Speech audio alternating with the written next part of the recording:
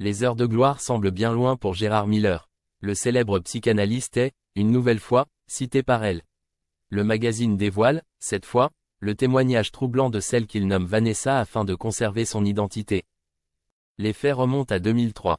À l'époque, la jeune femme de 19 ans a porté plainte contre l'ancien chroniqueur de Laurent Ruquier pour agression sexuelle. Une plainte qui n'a rien donné. Pire, elle a disparu. Pourtant, la victime présumée a été entendue pendant 7 heures par la brigade des mineurs. Elle a tout dit, dans les moindres détails. Un récit glaçant qu'elle partage, ce 19 septembre, avec elle. En 2003, Vanessa est étudiante en langue, lorsqu'elle se fait accoster avec une amie dans le quartier du Moulin Rouge à Paris.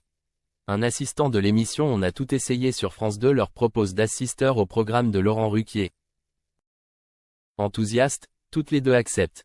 Chroniqueur de l'émission, Gérard Miller les accoste. Il s'est montré particulièrement amical, s'intéresse à elles et leur propose de venir en loge en fin d'émission.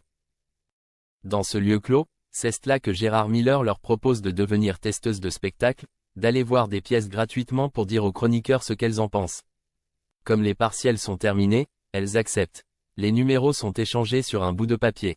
C'est alors que le psychanalyste leur envoie des messages et, un jour, leur donne rendez-vous dans ce qu'elle pensait être son bureau. En réalité, il s'agissait de son hôtel particulier. Raconte celle qui a aujourd'hui 40 ans.